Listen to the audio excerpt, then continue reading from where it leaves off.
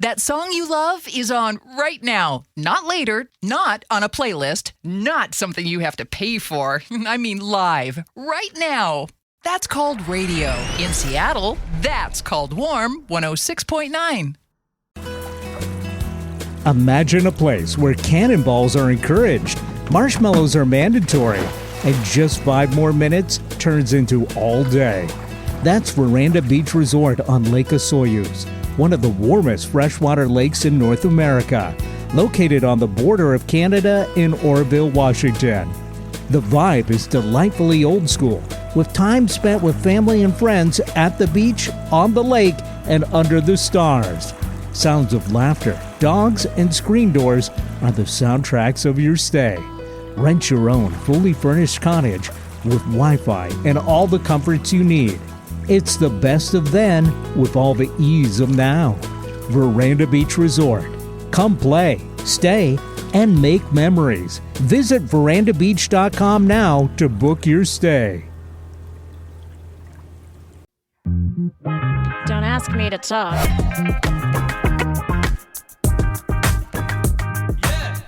And welcome to another exciting edition of your favorite podcast and mine.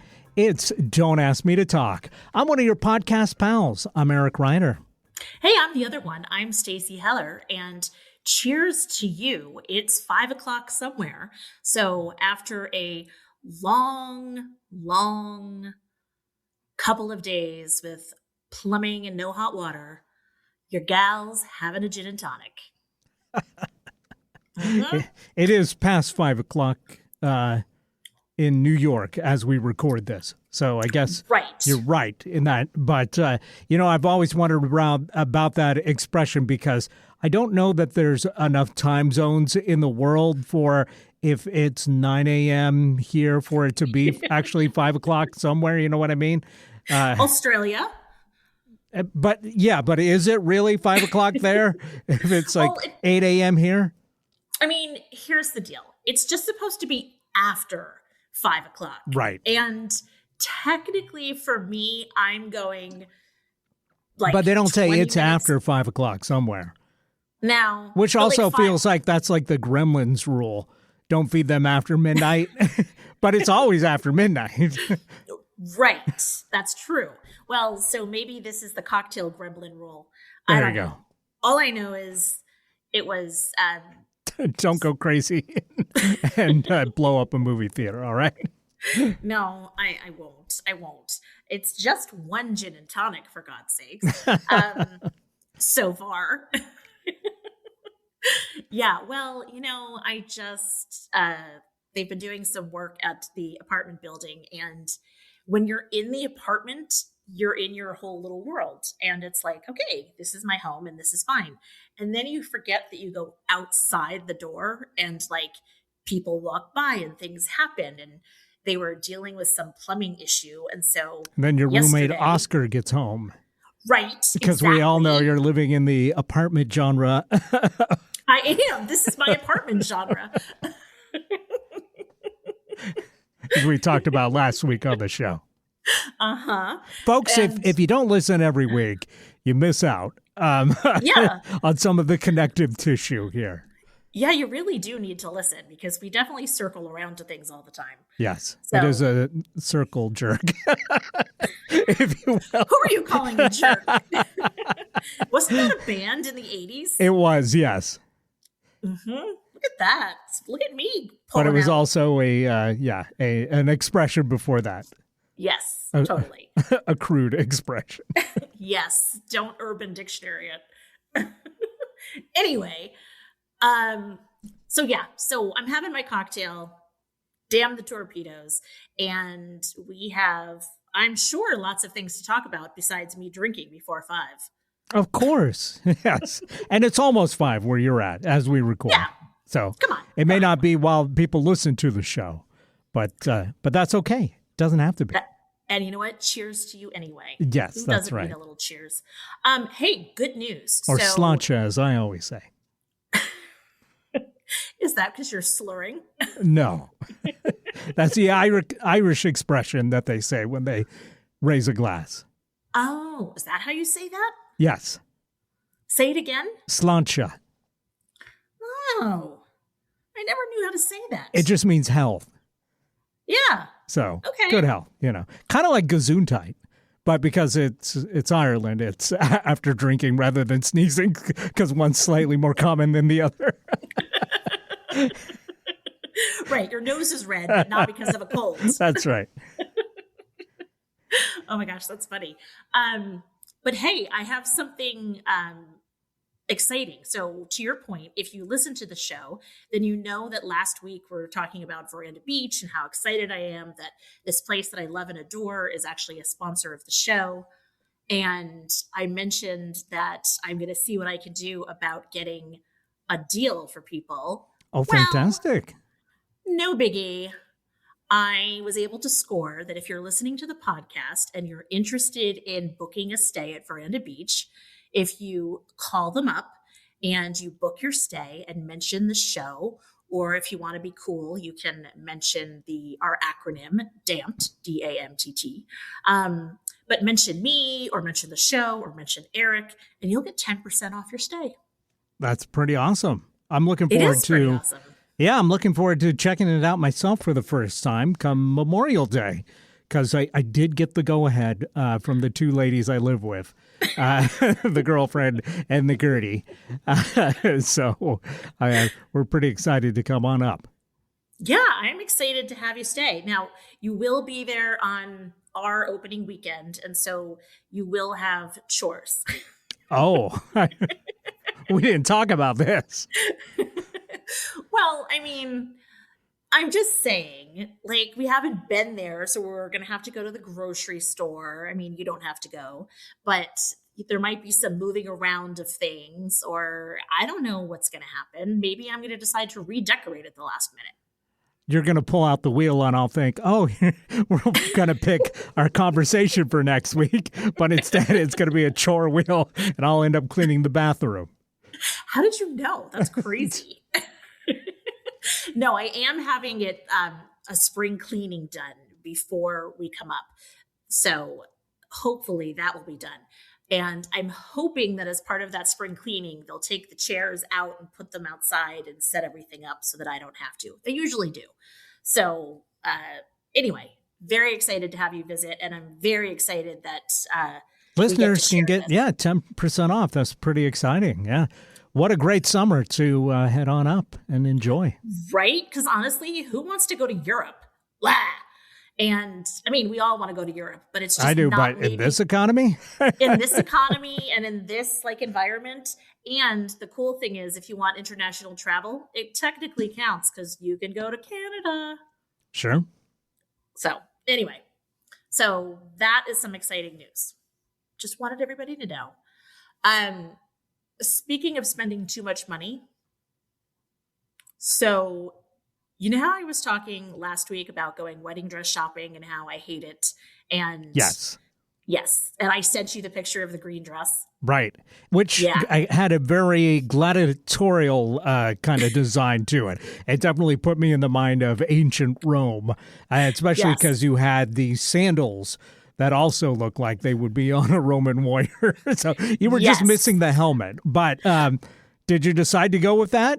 Are you going to take out? No, that was an take out a wedding. Eric. Is it one of those red weddings that they talk about on the Game of Thrones? No, that was an outtake that I sent you. And I feel like we need AI to generate a picture of a lima bean gladiator, and that's what it would look like. Or maybe a we don't need AI. You got the picture. You sent it to me.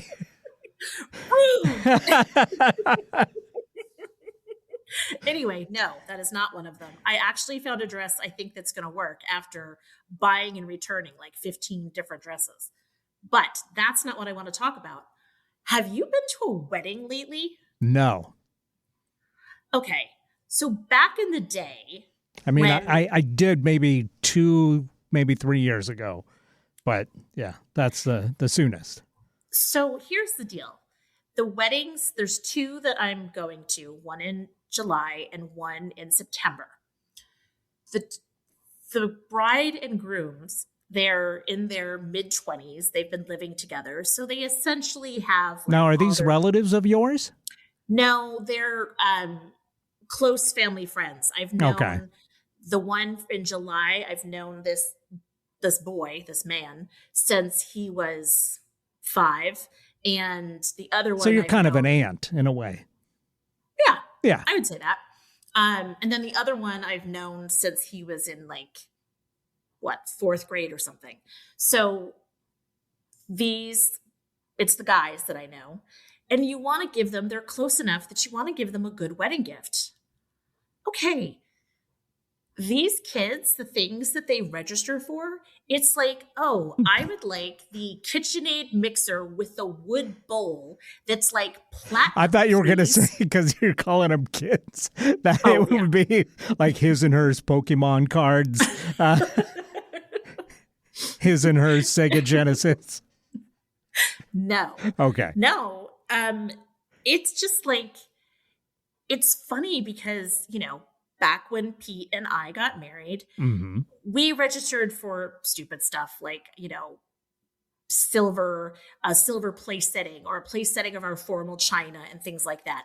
Now, kids, again, I'm calling them kids, because I'm so old, they're not registering for like fancy things like that. They're registering for like their sort of everyday china, if you will, and nicer utensils and KitchenAid mixers that cost $700.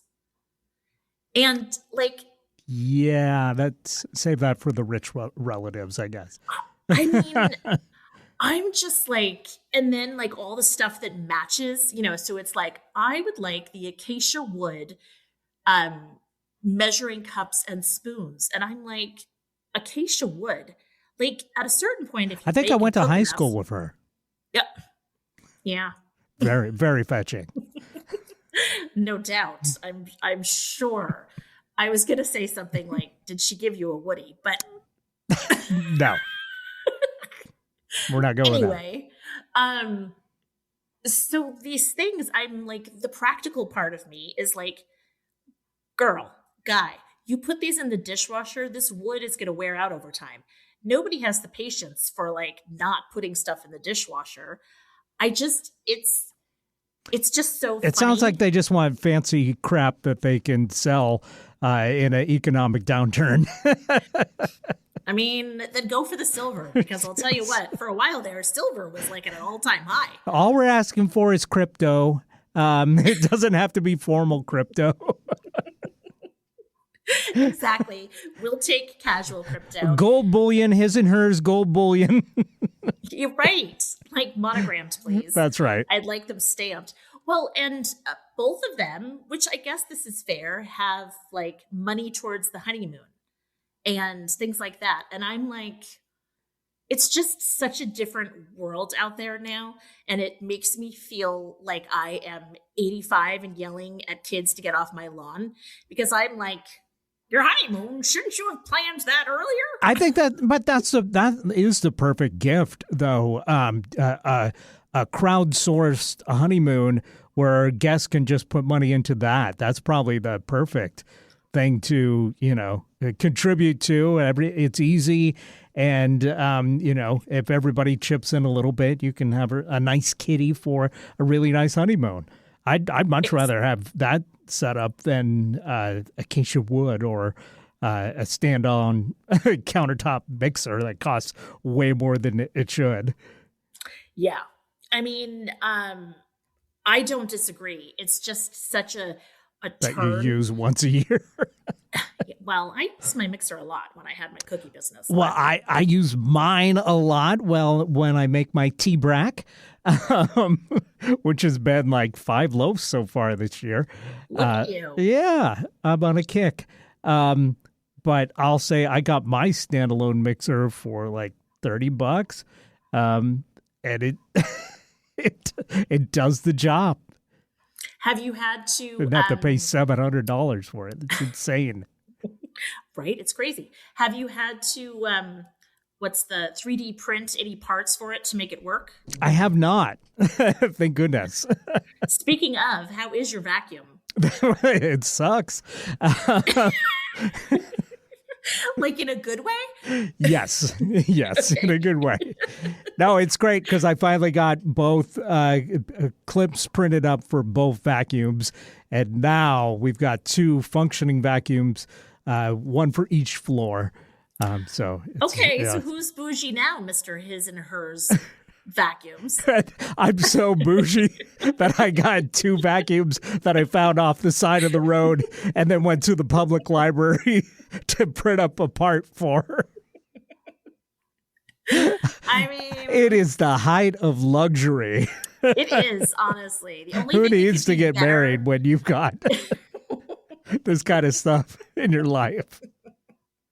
I mean, yeah, you didn't even have to register for that. No, I didn't, but it is funny. I'll tell you a little side note.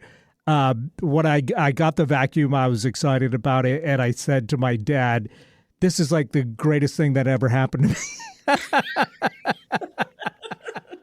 And the girlfriend was really mad. Yeah. But clearly I was joking. I mean, were you though? Yeah. Uh-huh. I'm going to have you see if I can get you a little drunk and find out when you come to visit.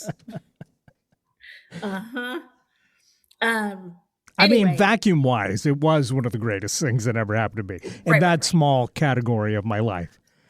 In the vacuum genre that I live in, as opposed to the apartment genre that you're living in. That's right. That's right. All right, so you found the dress. Things are good in Texas? Everything is turning around. It has been a little cloudy, which I'm annoyed about, and humid.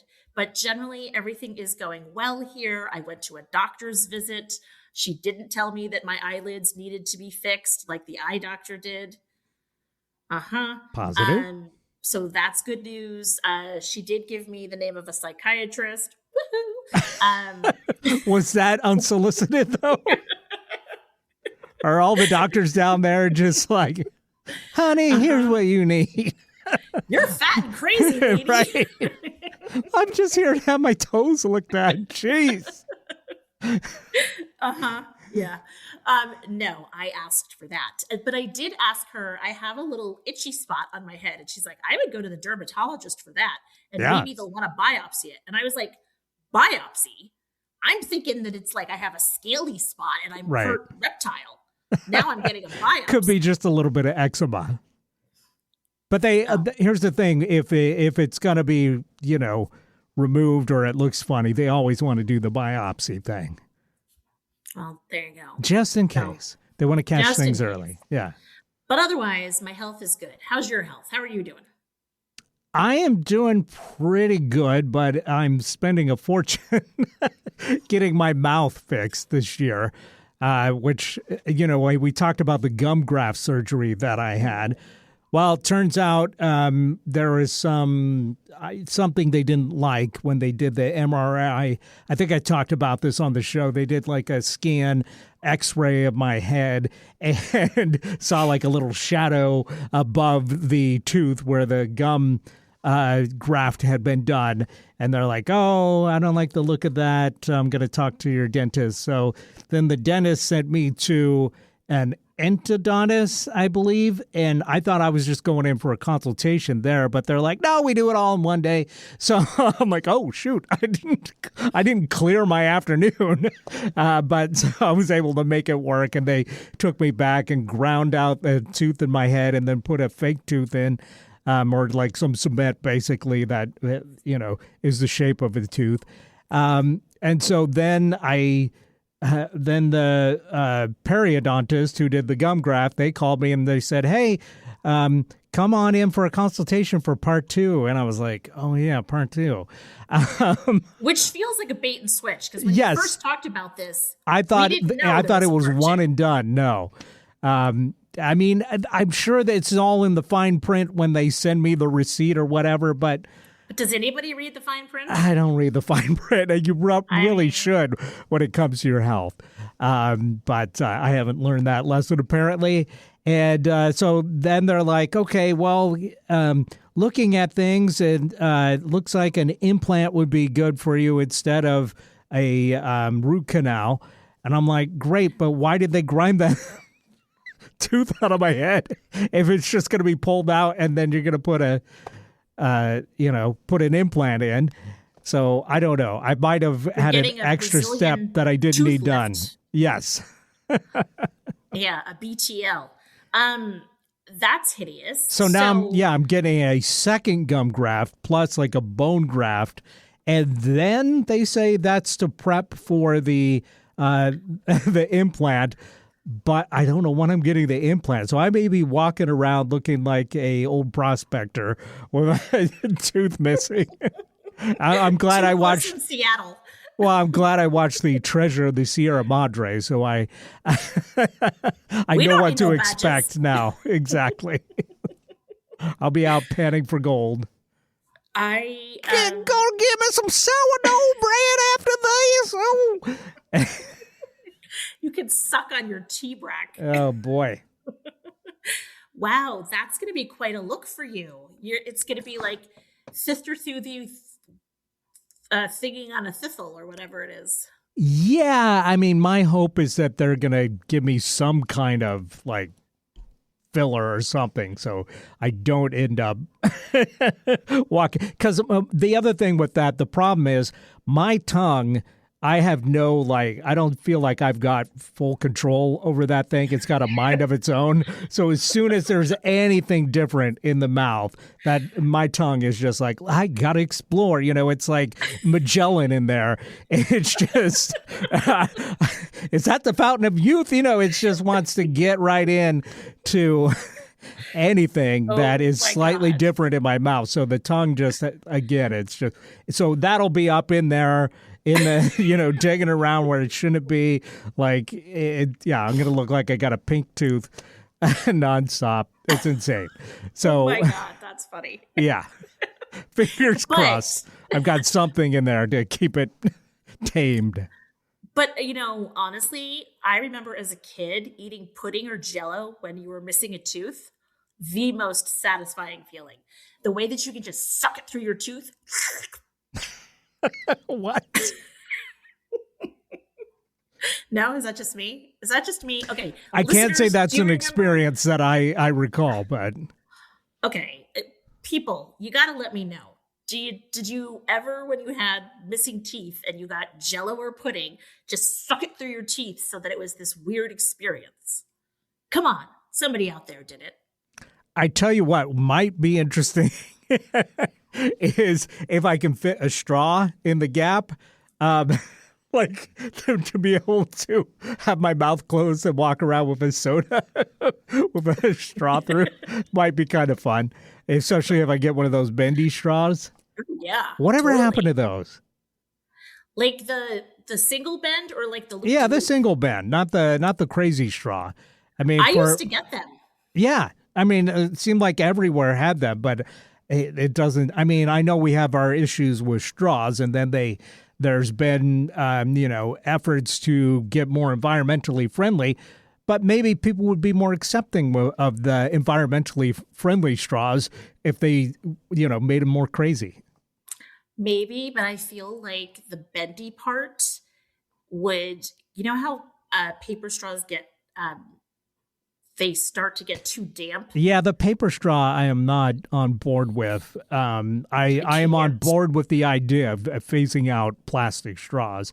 But they make a plastic that's made like out of plant fibers or whatever that decomposes much easier. They do bamboo ones. Yeah, I've seen pasta straws. I've seen that sounds gross too.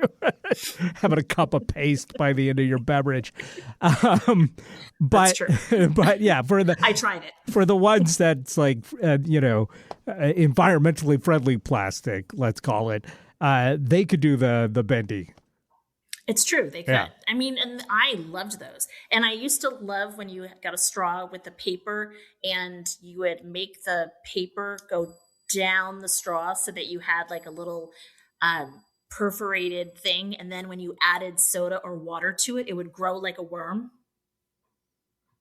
Okay. I'm not. Did you never do that? No. Oh my gosh. Okay. You take your straw Uh-huh. and you put it so that it's perpendicular to like the countertop. And then you pull the paper down slowly so that it all ends up in like a little lump at the bottom of the straw. Okay. And then you put that little nugget lump on the table and take a little water with said straw and sprinkle it onto the little paper nugget, and it would grow and wiggle. See, this show it serves so many purposes. So We many. use crafts and activities for the kids. Mm-hmm. Kids, I'm still doing it whenever I get a paper Oh, okay. straw. Fair enough. So, I mean, you're welcome. I'm sure other people do this. And the other thing is spitballs. Hello. Yeah, well, that I can't condone spitballs. No, but I mean, my dad used to shoot spitballs at my kids. Wow. That's supposed to be the other way around. I know, but this is where, apple tree, Right. it didn't fall far. Fair enough. Uh-huh. Anything else going on with you that's, have you had to go dress shopping or anything? Luckily, no, I have not had to do any dress shopping. I did get a pair of new jeans that I like, but Hey! yeah, nothing particularly special about that. Did you get them from Costco? I did not. Oh, wow. I- You fancy. The Costco membership has expired, unfortunately. And now I'm debating, do I renew or not? And really the only thing that was keeping me was the idea that I may have to buy a new appliance at some point, and sometimes they have good values on the appliances. Mm-hmm. But I figure if that's the case, I can just sign up again at that point. Well, and here's a fun fact. Go ahead. If you want to get something from Costco, you can Instacart it and they'll go to Costco for you. Hey, there you go. That's a good idea. And obviously it costs a little bit of money, like there's that. Sure. But if you do it a couple times a year, is it still less than a Costco membership? And also That might be the agony case. of going to Costco. Well, I was going to say, and so I don't think this little hack will work with that. The only other real great deal for me was Gertie's medicine. Oh. Like Costco had a good deal on that in comparison to other stores. Okay. It was still, I mean, it's still crazy how much they charge for that, but you got to do what you got to do. So yeah, I think that wouldn't work with the Instacart setup. But anyway, so the point is, I'm waiting till 18 months have passed, and then I can get the Groupon deal again. So we will see. There you go. Yeah, Perfect. every penny counts in this economy. And dare I say it, the girlfriend could go on Groupon and get it, and then you just alternate. No, because she was on the card before. She's part of the membership, so she can't do it. Guys, come on. This is Hack 101. But my dad has a Costco membership that he always renews because he, just gets in the habit of everything. He's still paying for a landline, I think. So, We just stopped when we moved. right. It's not something you need, but No, Yeah. it was the number that we always gave, like if it was required a number and they were going to call us to bug us about something. It was an easy number to give and we never answered. well, that's the thing. Everybody I know that has a landline does not answer the landline because of course it's not. only junk calls that they get. Of course. I think the idea is like in an emergency, somehow that'll be better connected to emergency services than your cell phone. But I kind of doubt that is the case. But prove me wrong, folks, if you're one of those landlubbers. Nice. Well, given your no teeth, you might be you're a landlubber. Entirely possible.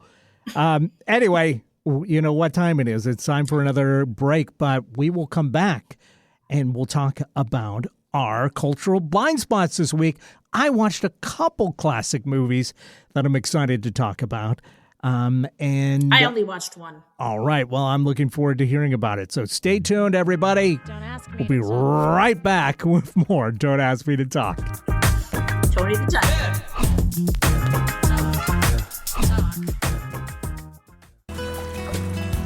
Imagine a place where cannonballs are encouraged, marshmallows are mandatory, and just 5 more minutes turns into all day.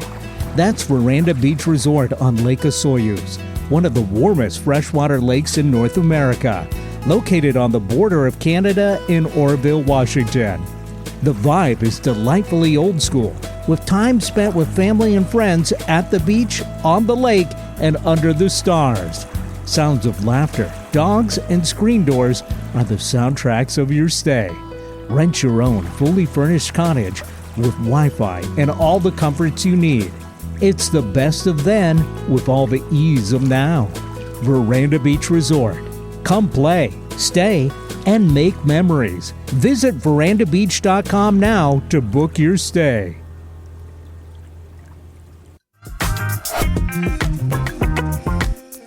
And welcome back to another exciting edition of Don't Ask Me to Talk.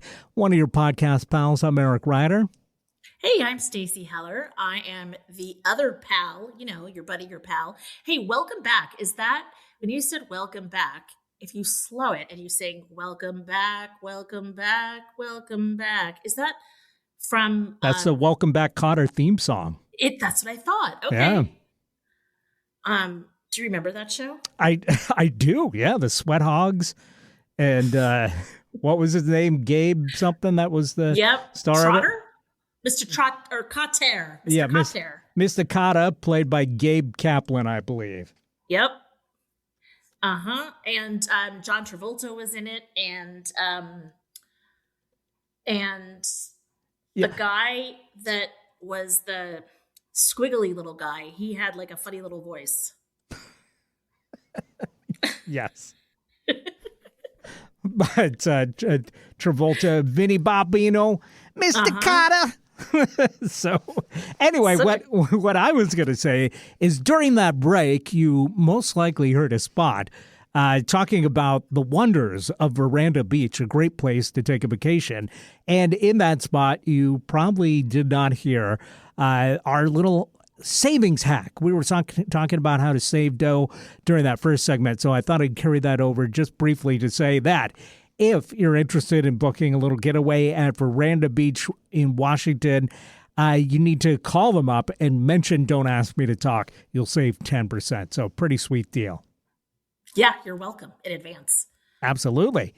And this is the segment of the show where we talk about our cultural blind spots. Now, this in cultural blind spots, it's a big list of culture and, things in the world that Stacey and myself have not seen or been a part of because of our hermit lifestyles. So now we are finally in our late 50s.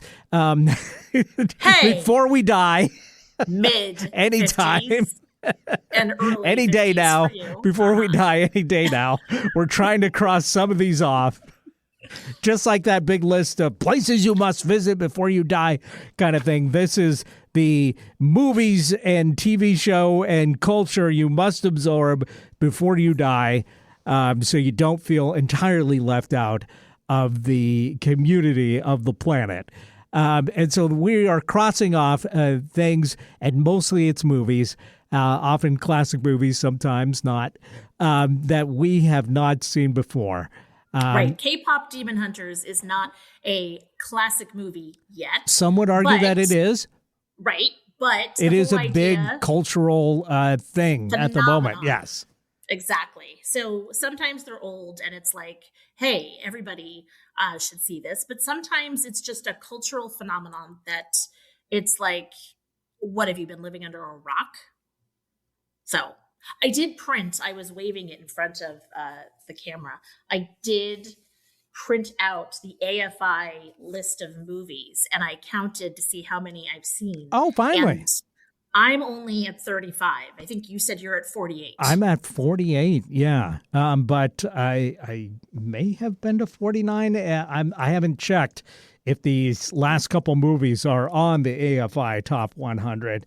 But I'll check while you tell me about what you watched this week. Well, given the fact that our topic for today is age, last week we talked about height, doesn't matter, whether it's a guy or a gal. We're talking about age this week, so a continuation. So if you haven't listened to last week, you should go back and find it where you find your podcast. Specifically, we're talking about, does men's height matter to women? And we determined that, yes, it does, but it shouldn't as much as it does. And now this week, we're talking about women's age. Does that matter to men? And I got a feeling we'll have a similar take that we had last week. But stay tuned and find out. Yeah. So anyway, inspired by today's topic, and I mentioned this last time, I decided to watch the movie Harold and Maude, which is from, I think, 1971. So early 70s. It is kind of like a bit of a cult classic. Absolutely. Yeah. Now, this is a movie that when I was growing up was kind of pointed at as being kind of a weirdo thing. Like, if you like that, you're kind of a weirdo. But also a lot of people have said, no, this is a classic film. So interesting to hear a weirdo's take. No, I'm kidding. But no, it's totally a weird movie. Your take, yes.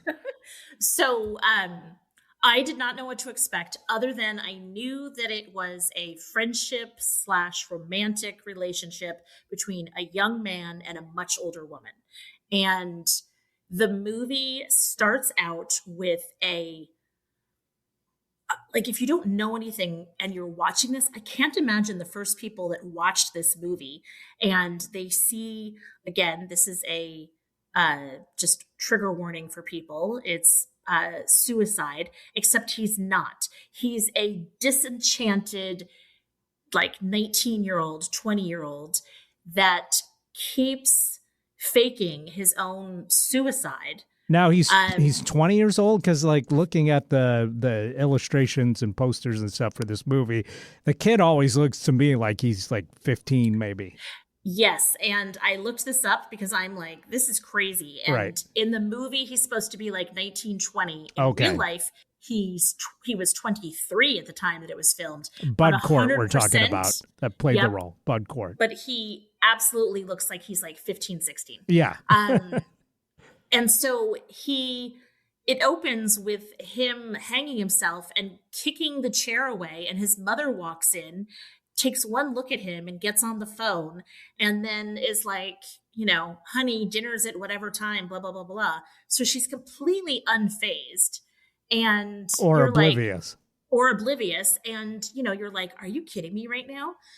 Well, no, he was So faking it's a black comedy. We're finding out such a black within the first few seconds of this movie. It's a black comedy. It is the darkest humor ever. And so this disenfranchised, crazy wealthy, only child with a pretentious mother, no father in sight, basically is just unhappy and is consumed with death, his own and the concept in general, and attends funerals for fun, like you do, and doesn't know the people, but goes to these funerals.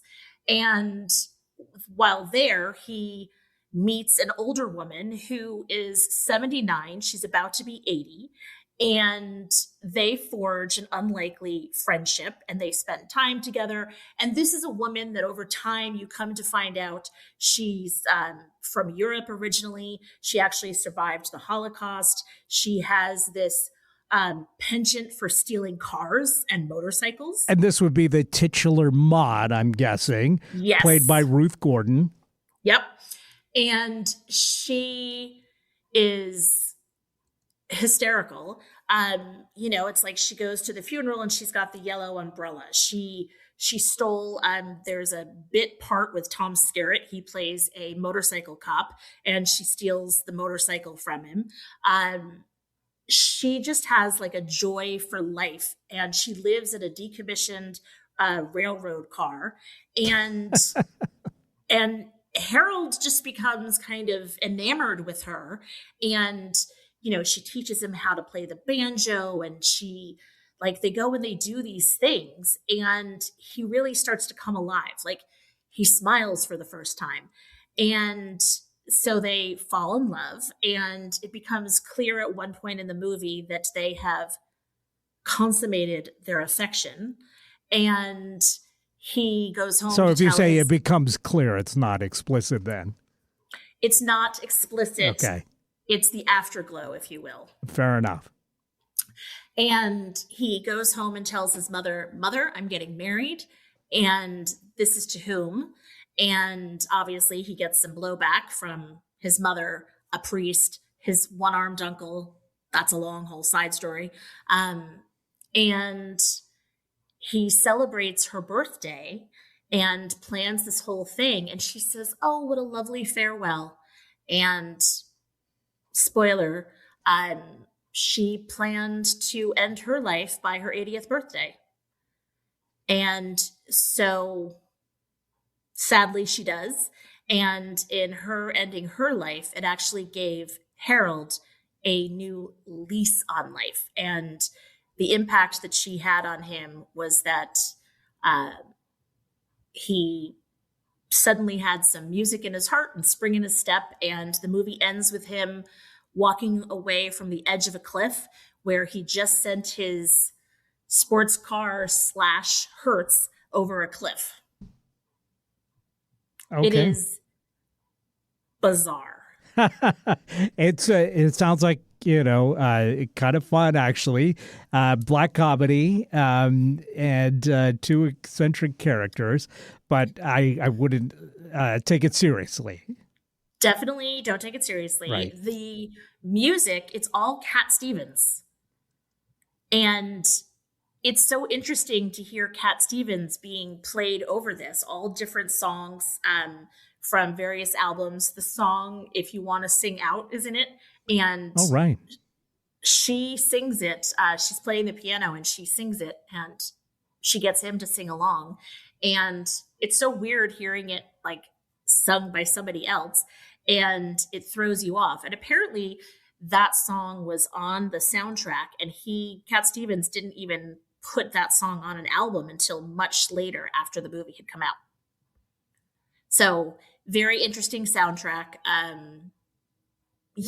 A very strange movie. I have to give a shout out to Pete, who will not be hearing this because he never listens, but he watched this with me, and he was a good sport because he's like, what is this? This is so bizarre. But it was interesting. I mean, honestly, it just proves the point that the old have so much to teach the young. All right. And this is directed by Hal Ashby. And I was thinking, I don't think I've seen a Hal Ashby movie, but I have seen Shampoo, which I did talk about on the show not that long ago. Yep, totally. And apparently this movie was, I did a little research on this because I was like, what is this about? And I guess it started as like part of a senior or a student film. And then it turned into a whole thing. And originally they wanted Elton John. And Elton John was like, no. And so he recommended Cat Stevens. So crazy, bizarre movie, dark comedy for sure. But I'm glad I saw it. So. All right. Well, it is one that has been on my peripheral list for a long, long time. Like, eventually, I'm just going to have to bite the bullet and watch this weird movie and see what it's all about, because I've heard so much about it over the years. But you did it, and it sounds like it was entertaining at least. It was entertaining. Yes. I feel like I'm not a stoner by any stretch, and as proven by my gin and tonic here, but I feel like it's a movie that you could get stoned and watch. Okay. Fair enough. As long as you're doing it someplace that's legal and you're above the age of 21. There you go. Disclaimers. Always good. So anyway, okay, what about you? I'm sure you have lots more to say, and you have 2 to share. I do. Yeah. I finally watched the 1985 Amish crime drama. It's not a lot of those, but there's 1 or 2. And this is from 1985, starring Harrison Ford. It's called Witness. And when I was growing up, this was a big movie. This was a big movie, and Peter Weir directed the movie, and he did Dead Poets Society, among many other films. It's an interesting one. I liked it, I got to say, and interesting to see Harrison Ford play a character that's not, Han Solo or Indiana Jones, but just a regular guy. Now, he's a cop in this movie. John Book, yes. And there is, I noticed after our discussion, there is a little bit of heighdism in this movie. Like when the kid points out, okay, so let me just set the scene. This movie is about an Amish mother and child. They're going to visit the Amish mother's sister who lives in the city. They take the train. They've got a stopover in Philadelphia, I believe it is. And in the train station, the kid goes to the bathroom, and he, through the stall, it witnesses a guy get murdered. And so when he basically cleverly avoids the killers who think they hear something, and then he gets out and he's fine. And then the cops come to investigate this murder. And when he's describing the assailant, played by Danny Glover, by the way, he points out to Harrison Ford's character, John Book, that it was a black guy, but he was not a runt of the litter like his partner was. So his partner is slightly shorter than Harrison Ford. So Harrison Ford's like, so he's not big and tall like me. So yeah, there's and the reason why it's heighdism is not because he's like, oh, he was about a little bit taller than this guy. It's like he says the Amish word for runt of the litter, basically, when he's talking about pigs. So it's like it's right. Just one of those things that it's just like, yeah. We get it. Rude. It's still, that heighdism is everywhere. It's not as awful as racism, but it is one of those things that people consider okay to include in their movies and in culture. Folks. Yeah. Anyway, just a side rant there. The movie is pretty enjoyable, as you I think anybody that's watched the trailer of this or heard about it over the years understands the plot of this, that Harrison Ford ends up having to embed himself with the Amish community, the Pennsylvania Amish community, and he ends up kind of like taking to their ways and living kind of undercover with them. And then he develops a little bit of a romance with the mother, played by Kelly McGillis, who plays the character Rachel Lapp. And it's a romance, but they don't take it all the way. There is this understanding that if they were to consummate this relationship that is like simmering underneath, that he's going to have to stay as an Amish person, or she's going to have to go to the big city, and neither of them feel ready to leave their lives behind. So that it just ultimately doesn't happen. But there's this palpable tension between them for the whole movie. At one point, they end up like making out like really dramatically. Yeah, baby. Yeah. Don't know much about history. Yeah. which is a song that that is playing on the radio in his car in the barn, and they dance to it. Yeah, but I say the thing.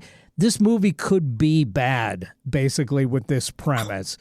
So bad. It could be bad, but Peter Weir's directing is so deft on this movie that he just understands perfectly how to make this I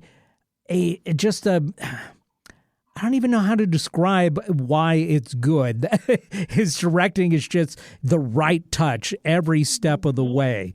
Now, like at the beginning of the movie, and it's all shot in Pennsylvania Dutch communities, and so it really has an authentic feel to it, and it's very like it's beautiful. It's beautifully shot, and the acting is great, and a great cast. Harrison Ford is great. Lucas Haas as the kid is so adorable, and I think he carries half of this movie just by being such a cute little Amish kid. He's so cute. And Danny Glover in one of his earliest roles is great as, one of this killer cop. And Viggo Mortensen in, I think, his first movie is in it. And, they spent, I think, like 10 minutes doing a barn raising. And if you had told me this before I watched the movie, I'd be like, okay, never mind. I'll watch something else. But it is just done with such authenticity and just shot beautifully and acted brilliantly and just moves the story along.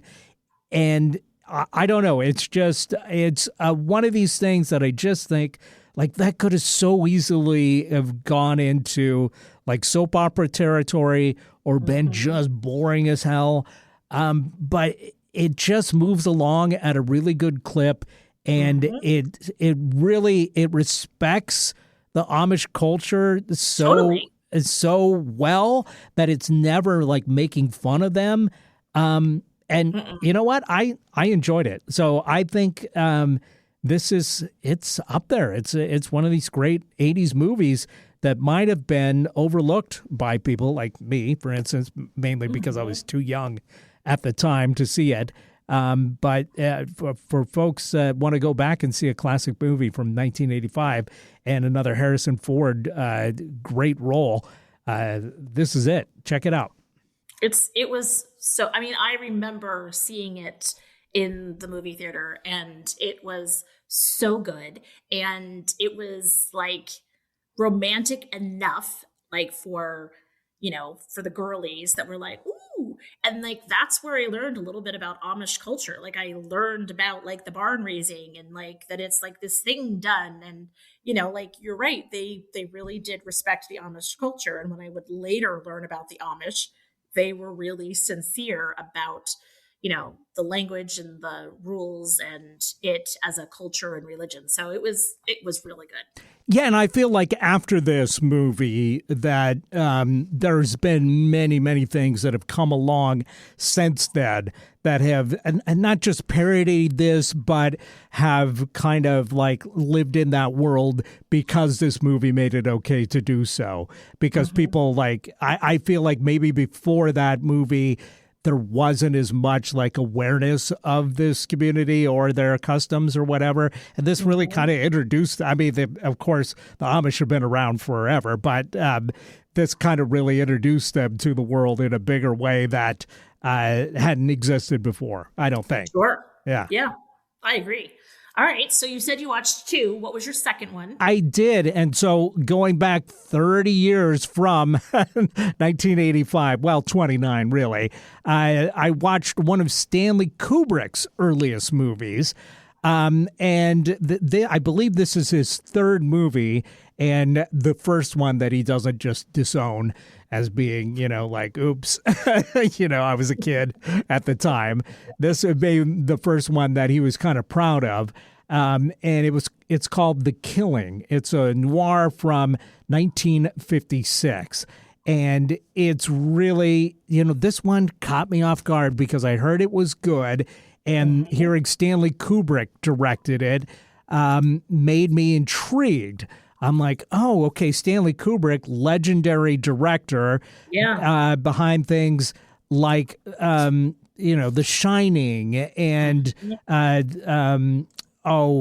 Strangelove and 2001: A Space Odyssey and all these movies that are on the AFI Top 100 list. And I do enjoy a good noir film. So I was like, okay, I'm going to check this out. And it's only 80 minutes too. That was the other thing. I'm like, hey, this thing is this is tight. So I started watching it, and I'm like, this looks like a movie that should be riffed on Mystery Science Theater 3000. It's got, I mean, it had a real like Dragnet kind of feel to it. With a heavy voiceover work on it, like he arrived at 3:23 p.m. It's just like, I just thought like, oh, this, I don't know about this movie. So then I got bored and I turned it off. And then like the next day I was like, you know what? I'm no quitter. I feel like I need to see this through for some reason. It's only 80 minutes. I've sat through 20 minutes of it already. I've only got an hour. Got to check it out. And I say all this because people like watching this may like be like, what? This isn't good. I can't trust Eric. But I tell you what, like within 2 minutes of the second day of starting back to watch this, I was hooked. And really? Yes. And I'll give you an idea. This movie is about a heist. It's an early heist movie. And the concept is they are going to rob a racetrack, a horse racetrack. And this guy that's been in prison, played by Sterling Hayden as Johnny Clay, has put together the original Ocean's 11 kind of setup, where he's recruited a bunch of different guys to do different jobs to make this go off without a hitch. And so he hires a guy to shoot a horse as a distraction. He hires guys that work in the at the racetrack to give him access to areas where he shouldn't have. He hires a cook or a bartender to smuggle in a gun for him. So you see all these pieces of the puzzle like come together brilliantly, and you think, this guy's going to get away with this. This is like maybe not such a good idea for people to see. Yeah, right. But it's thrilling to watch. And one of the characters, his wife, is a real piece of work. She's played by Mary Windsor. And he's like a shorter guy who works at the ticket booth, like paying out for wins. And she's like got a side affair going with kind of a creepy guy that decides like, oh, he's going to steal all this money from these guys that have robbed the racetrack. So that like becomes a hitch. But through it all, the plan goes off with no problems. They steal the money. He gets away, but his whole crew gets murdered. Oh my gosh. But the lead guy still has all the money, so he decides to board a flight to Boston, and he's undone by the suitcase coming undone because he has to check his baggage. They won't let him carry it on. The suitcase comes undone on the tarmac, and all the money goes blowing away all over the airport. And he goes to he's like, well, I better get out of here. And so they start to wander off, and then the cops come after him. And it is just such a hilarious ending to this plot, this plan that looks like, okay, even with the bumps in the road, this is going to pay off big time. And then it's completely foiled just by happenstance. And it is, and there's details that I left out because that's a huge spoiler. But getting to that part is so much fun that I think people will enjoy this movie if they haven't seen it. So check it out. That's it's The Killing. It's really, there's stuff in this that I definitely would have changed, and I feel like had they made this maybe 5 years later, it would have been maybe a even stronger movie. But you can see Kubrick learning some of the stuff that he would later go on to be, very famous for. And Sterling Hayden, who stars in the movie, is also in the movie Dr. Strangelove, and he's great in this. And Dr. Strangelove, of course, another movie directed by Stanley Kubrick in 1964, so just a few years later. Wow. Okay, whenever you talk about a movie, I'm like, I gotta watch this movie. Check it out. It's only 80 minutes, like I said, and you'll probably be bored for the first 15 minutes or think, oh, this is a soap opera thing. But trust me, 20 minutes in, it gets good. So, okay. And you need that first 20 minutes to set up so you understand what's going on. It's laying all that foundation work. It is, sometimes it's like, ugh. Okay, right. All right. Well, that's kind of cool. So, so those are my two classic picks for this week. And both were very different, but very enjoyable. So check it out. Also, not to accuse you of heightism, but you did refer to the one guy as she's with this one shorter guy. Yes. I want to point that out specifically because it ties back into the heightism that we talked about and the fact that his wife towers over him and he always feels like insufficient. And he's always to her, and they purposely play up that difference between them, and not just the fact that he's not a successful rich person, but the fact you can see it just in the way they structure the shots. It's very purposely done. So it's not, I wouldn't call it heightism. It is them dealing with the reality of what happens. So Interesting. Okay, cool. All right. Well, it's probably a time to take a second break. So let's do that. Yes, it is. Look at that. I'm so smart. You are indeed. We'll be right back and we'll talk about our top topic, our great debate, if you will, which, as we've hinted at, is ladies' age. Is it important? Stay tuned. We'll talk more. Hey, I'm Stacey Heller. I'm one of your podcast pals, along with Eric Ryder from Don't Ask Me to Talk. Are you liking what you're listening to? Awesome. We would love if you would follow us on social media. We're on Facebook and Instagram as Don't Ask Me to Talk. We also are wherever you find your favorite podcast. You can follow us, subscribe, like, rate, whatever it is that you do. You can also email us. That's asking@don'taskmetotalk.com. And if you'd like, text or leave us a voicemail at 475-999-2726. Basically, we'd love to hear from you. Thanks for listening. And we're back right here on Don't Ask Me to Talk. I'm one of your podcast pals. I'm Eric Ryder. Hey, I'm Stacey Heller. I'm the other one. Just want to make sure that we say, hey, everybody, thanks for listening. We appreciate you. Absolutely. We didn't say that this episode, did we? Usually that's like 50% of the content of an episode, and we totally just kind of bulldozed over it because we had so much to talk about it. I know. We absolutely appreciate all our listeners out there. And we've seen a nice boost in our listenership recently. So we want to thank everybody that has checked us out for the first time and telling their friends because it seems to be making a difference. So please continue to do so. We love having you interacting with us, and we love having you listening to the show. And if there's topics you think we need to tackle, then you need to get in touch. It's asking@don'taskmetotalk.com. Yeah, don't ask me to add your topic to the wheel of topics. Actually, we're very happy to do so. So yeah. We are. Yeah.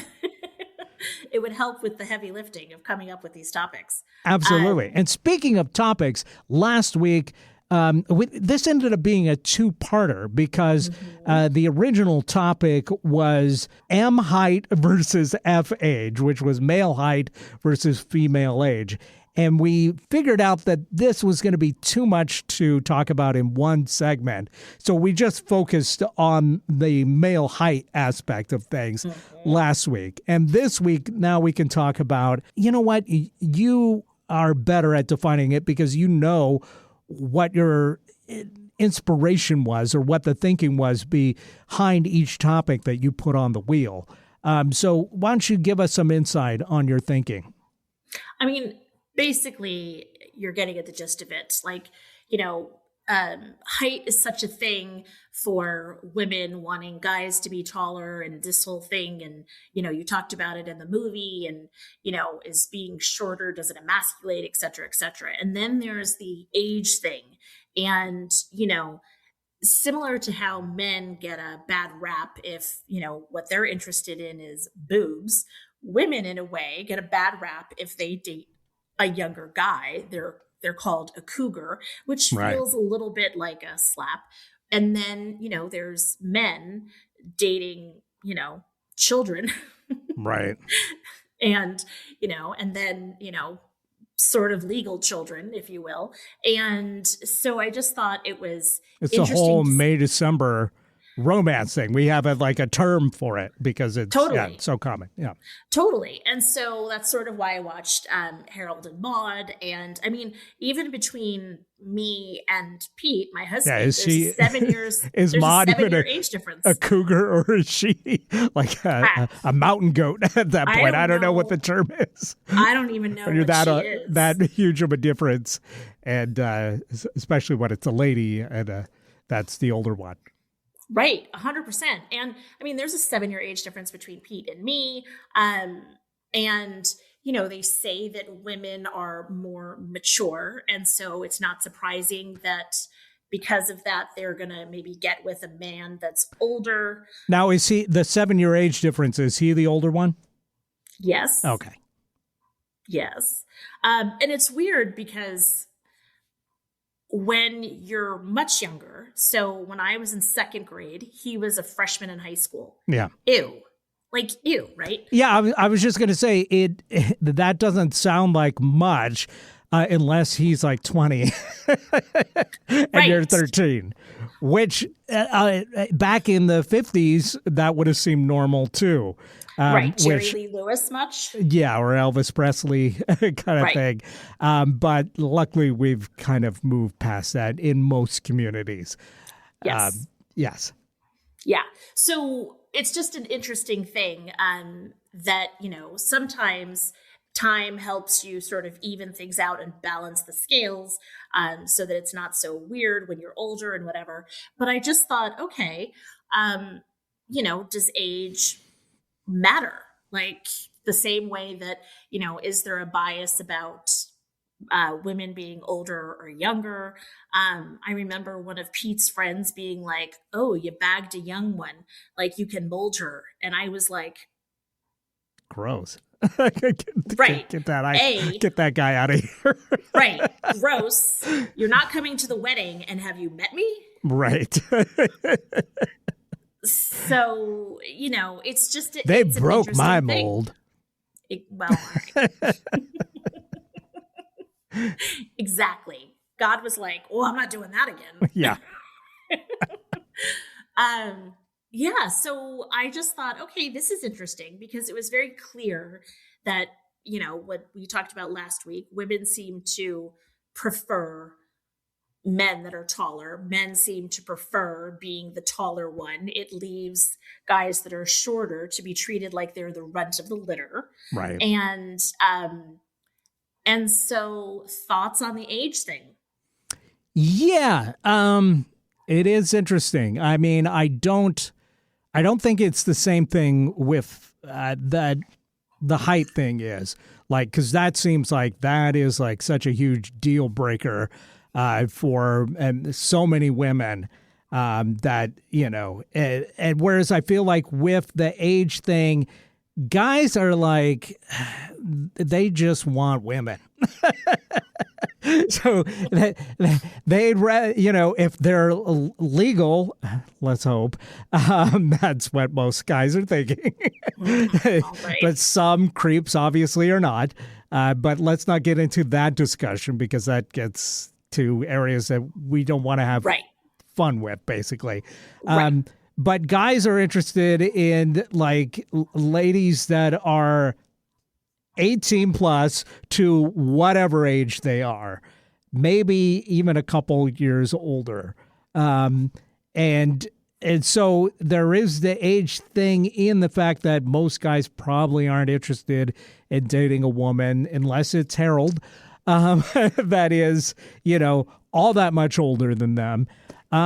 And some guys are interested in younger women because they're, attractive and fertile and whatever. But for the most part, they, I think, are going for them because of the interest there from the younger person. And so, but they would be just as happy if someone their own age or 2 years younger or whatever was interested. But oftentimes that's just not how it works out when they're dating, They just want some interest, Right. Yeah. I mean, it's a very interesting thing. Like, there's a bunch of things racing through my head. Like, I'm thinking about all of the tropes of the young guy who, Stacy's Mom, right? The song. Right. And I'm thinking about the movies where the young pool boy and, the mother and all this kind of stuff. And what's interesting about that is in a way, like, men are at their sexual peak at, 17, 18, 19, and women are at their sexual peak much later. And so there's just this thing. And I think for young men, they're like, I bagged a babe. But then what's interesting is when they get to be that age, it's like, I got my bag. Right. And she's an old bag. And, then it flips and suddenly he wants somebody that makes him feel younger. Yeah. I mean, is it that, or is it just that they're bored with their relationship? So they look outside the relationship, and then the people that are single are the younger ones. Are they specifically looking for younger, I don't know. I mean, I guess I feel like there definitely are people in that scenario, but I feel like it's so varied in comparison to the height thing. I mean, look, I'm painting with a wide brush here, so I want to fully admit that I'm painting with a wide brush.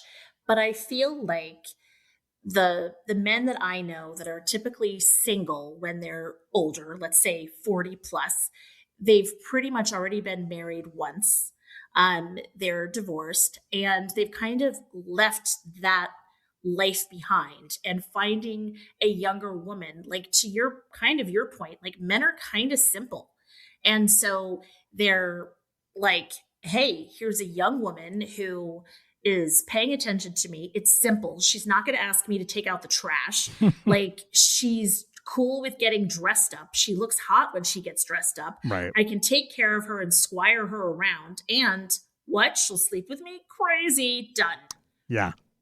Yeah. It's interesting because when I was younger, I was kind of afraid of I remember being young, of course, liking women my own age, but maybe like just being attracted to women that were maybe, 2 years older than me and thinking like, okay, well, that's going to be the limit. Like, what happens if I'm 30 years old and then, am I going to be attracted to 30-year-olds, or am I going to be like a creep that's attracted to 20 years old? Because that's what I'm really attracted to at the age of 20. But luckily, your taste changes as you age as well in most cases. Now, I think obviously some people don't, and that's a problem. But it was nice to have that reassurance that all along the way, the age that I was attracted to increased with my age that I am. So like, cause I couldn't like at, 25 think like a 50-year-old was appealing. You know what I mean? Right. Yeah. And yet, and now at 52, I'm like, oh, 50-year-old, that's hot. You know what I mean? She probably has all of her original parts. That's right. You know, she's maybe only had 2 dental implants. So, so it is funny. I mean, because, you know, and of course, society puts so much focus on young women as being attractive. But I feel like we've kind of made a little bit of progress now. It's a double-edged sword here, too, because I feel like there's more embracing older women as still being attractive, but at the same time, they have to do so much to still be attractive that it's like, okay, are we really finding them attractive, or are we finding them as the outlier that's still attractive, despite the fact that they're 48? You know what I mean? Right. So I don't know, but for me, I was just happy and relieved to be like, hey, yeah, I am not a creep, you know, and even like younger women, I just don't find all that attractive anymore. Like I did, you know, when I was 25, like a 25-year-old was hot stuff. But now I look at a 25-year-old, they look like a kid to me. So it doesn't really appeal to me in the same way. Now, that being said, if I was a single guy and some like hot 25-year-old was totally like all about me for some reason, I would probably be like interested. I'm only human, you know. Right. I mean, we all want to be wanted, right? But I wouldn't specifically go out looking for that age. Yeah. I mean, you make a really interesting point. Like this past week, it was the Met Gala, and Cher attended. Now, Cher is 79 years old. She has had so much work done. Right. She doesn't look a day over like 60, 50. I mean, she is like, it's crazy. And, you know, you're right. Like, women have a ton of work done. And, you know, you think about what a big deal it was when Ashton Kutcher and Demi Moore got married and were dating. And, you know, it was like he was so much younger and she was older and she already had her kids and, you know, this whole thing. And then the issue of fertility comes up and it's like, you know, turns out he does want a kid. And, you know, it's just an interesting thing. It goes back to a little bit biology. Like we talked a bit about biology last time, where it's sort of survival of the fittest. And, you know, when you're 25 and you're a guy and you're dating an older woman, you know, you're like, she's hot, she's successful, she's independent, she's low maintenance, she's a boss babe. And then maybe you decide that actually I would like to have a family. And, you know, she's like, oh, hell no. And 99% of the time it's the other way, where the guy doesn't want to have the kids, but the lady wants to have the kids, so she's, you know, like, see you later. Right. But once I think women reach a certain age, and especially if they've had kids, like, so I think in a previous life. Yeah, it's important to talk that stuff out, regardless of what age you're at. When you're thinking about getting serious, because ultimately that's one of those things that's going to be a deal breaker for people. Yeah. I mean, I will say, I think that heightism as an ism stinks in a way more than, like, with a 7-year age difference between Pete and me. Like, I just, you know, there's a level of maturity that I had that it's hard to explain, that I just was able to keep up intellectually in terms of our interests and the things that I wanted. I didn't want to live in a bad, roach-infested apartment with a bunch of girlfriends eating ramen. That was not interesting to me. And so, you know, I grew up fast in terms of being a 22-year-old bride and, you know, whatever. But then we balance each other out because there's a youthfulness that, you know, I bring. And so you just don't know what you're going to be attracted to. And you just got to stay open about it. For sure. Yeah. And no judgment from us, I think. We're just exploring. Yeah. Well, we talked about Tony Randall having like a baby when he was like, what did we say? He was like 79 or something. Yeah. Yeah. He was definitely an older gentleman at the time. I'm like, but what? Hey, if, you know, his wife found him attractive still and wanted to have kids with him, then, what is he supposed to say? No? I mean, that just feels like, now I got your kid and now I got your money. But see, this is the judgy part of me. Right. So the good news is... But she could have just had the money and not had the kid. Yeah, but, I mean, the kid's a guarantee. Maybe. I don't know. But anyway, all right. We probably have to pick our topic. We definitely do. Unfortunately, we are out of time. So let's find out what we're talking about next week. And I don't know. What? I don't know if we've talked about this before. It feels like a topic we may have touched on before, but I would not mind revisiting it. It's our biggest vice. Oh, yeah, it's maybe changed. Like, is it drinking before 5? Not in my case. Well, maybe in mine. So, all right. Well, even if we've talked about it, let's talk about it again. Because you know what? So much time has passed. Agreed. All right, everybody, be sure and tune in next week. Find out what our biggest vice is. Thanks for listening, everybody. Have yourself a wonderful week. Bye, everyone.